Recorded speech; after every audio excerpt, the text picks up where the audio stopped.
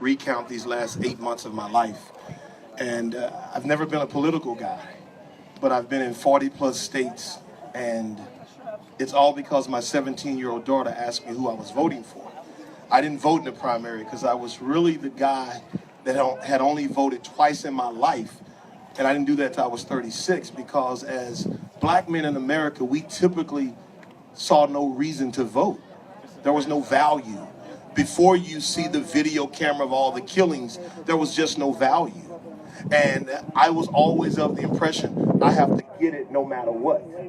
And so here we are, I fast forward 8 months, and I'm trying to figure out what's next. Where do we go from here? You know, what happens?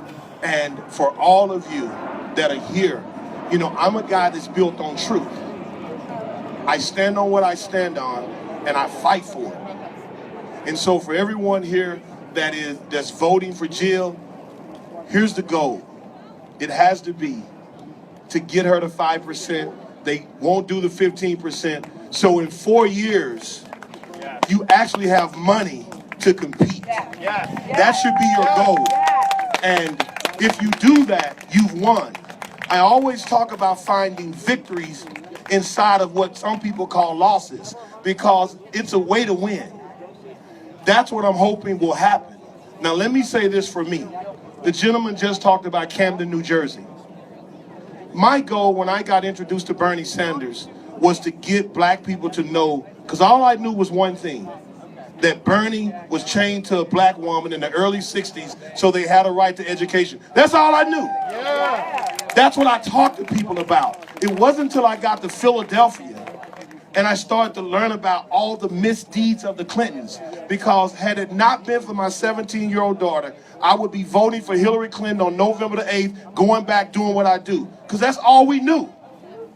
But now I'm a never Hillary. Y'all know that, I'm sure by now. So as I went through these communities, the Camden, New Jersey's, 42.6% poverty rate. Philadelphia, the deepest poverty amongst any city with 100,000 in population. Dallas, where I'm from, #2 in poverty, but one of the richest cities in America. I started to figure out what in the world is going on. Here's what I realized. All of these communities have been under the Democrat leadership for 40 plus years. So then I tried to figure this out. What is going on? Why are people so committed to this thing that we call Democrat? So I went back in history. I found out that great leaders like Harriet Tubman, Frederick Douglass, Booker T. Washington, Jackie Robinson, they were all Republicans until LBJ played this trick on them. This is what he said. Dr. King had said in 1957, hey, Negroes are starting to be more valuable in the election process. And one day they're going to decide who the president is. So what LBJ said was, look, here's what we got to do. And y'all forgive, these are the words, so it's a quote. We have to give these niggas a little something so we can own them for 200 years. Wow. Google it. I believe it, I believe it. And so what they did, they provided the Voting Rights and what they call Equality Act, which was welfare. So that was a design to create this movement of poverty so you could always have a disenfranchised group that would move the way you told them to move. And here we are 50 plus years later, and we have calamity in all these urban communities. So for me, after my daughter educated me, the thing that drew me to Bernie was his love for people. I love people. So now here I am.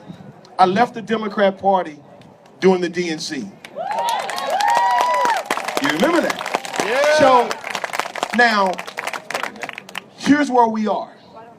We know what has to happen to start to infiltrate the two-party system, because it won't necessarily happen this year. But we know what needs to happen, because money, until we get laws changed and people who are willing to die for that, they are the laws. So you have to be able to compete on a very, very deep level. And here, let me say this to everyone that's green. You cannot go home after November the 8th and come back out 6 weeks or 6 months or a year and a half before the election starts.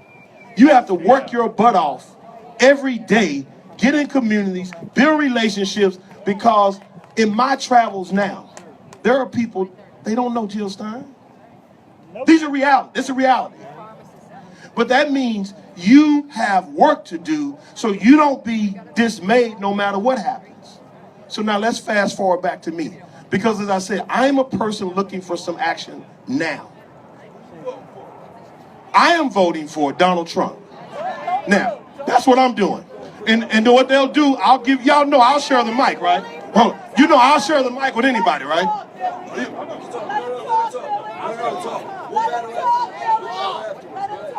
See, what I do is this, guys. I'll share the mic with anybody. Because at the end of the day, my body of work speaks for itself. I've been an activist before they ever thought about Bernie Sanders running for president. So I've been chasing kids and building lives for a long time. So for me,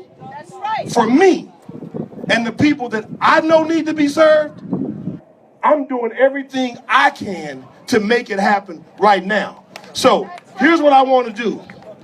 And let me say this, I like to fix people. So you know, for Black Man for Bernie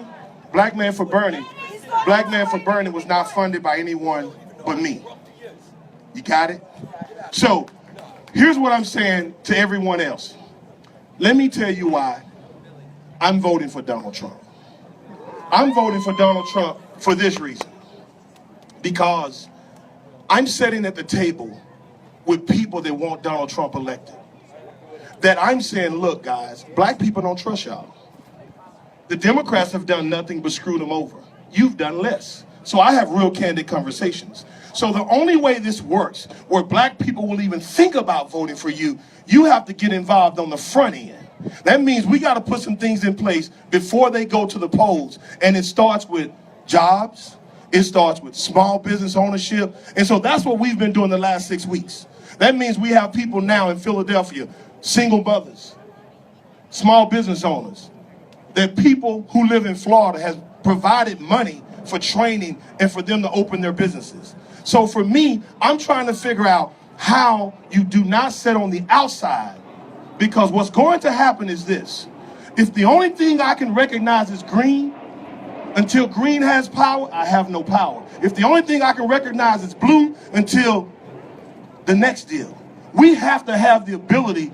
I can sit down with the leader of the KKK. I just won't do it where the trees are. I'll do it at the table because I can get something done. At some point, we have to figure out how we make a difference. And when I wake up, or when I get called to come to a Real Progressives, I get my plane tickets. I get my cabs. I get my hotels. I don't go to GoFundMe, because what I know is this. I fight for what I fight for. So tomorrow, I'm going to be fighting. November the 9th, I'm going to be fighting. Next year, I'm going to be fighting. As long as I have breath, I'm going to be fighting. So for you that are green, I'm saying your fight starts November the 9th. And my message that I've always said is this. If you can't stomach Donald Trump, vote green. I say it everywhere. I say it all the time. So for me, I have no problem. The young people, the millennials that I know, I say, man, y'all need to vote for Jill Stein, because you got a lot of years left on this earth. What I'm talking about is right now. Now, I could be wrong, but I know right now I have a chance to make an impact. I'm trying to make an impact. So for me, here's what I want to say to every last one of you. I've researched the Green Party. I've looked at it. I've reached out. I've designed material. Here's what I'm going to charge you all with. Make sure, whoever's running next year, that if you've been a super volunteer, here's what you say. Let me take all calls. Let me take all invites, because when you don't call people back, when you don't respond, and you need people, that's a problem. We know that Bernie's campaign didn't care about us that was volunteers. They thought they was better than us. But that's what campaigns do. So I'm saying, for you to move your platform, you have to find the weaknesses, and then you become the strengths.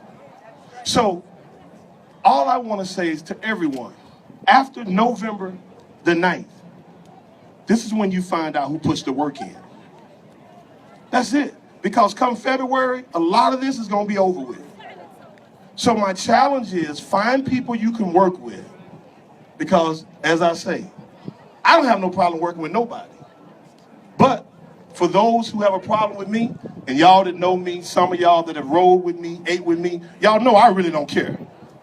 Y'all, you know that, right? I keep a big team with me, and I feel like I'm able to handle half the stuff that come my way anyway. I go places people dare to go. Because at the end of the day, I need to figure out why. For all these great community activists that's in Philadelphia, why do we have water off for a mother of four? The bill's only $300. You would think they could meet that. Why do we have lights off? Why am I getting calls? Because I don't need a camera to make me me. Somebody said, you had the best rally in Philadelphia. Why didn't you live stream it? I was doing everything I could just to stand up for 8 hours and make everybody feel good. I ain't have time to live stream it. So the bottom line is this. When you leave here today, if you're at, because I think the polls are lying. I really think Jill's way over 5%, to be honest with you. I'm just being real.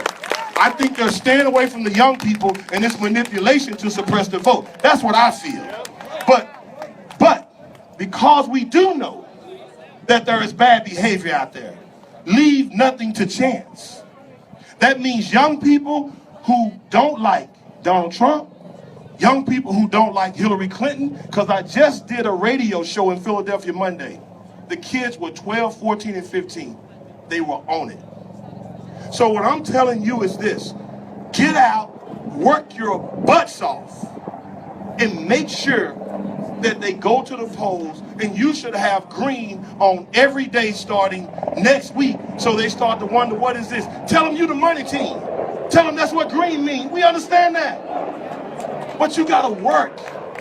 You gotta work hard. Don't let the 2% trick you. I really believe that it's gonna be good. That's my time. Oh, I made it to 10 minutes. Claudia's up after me. Thank you all. We'll see you soon.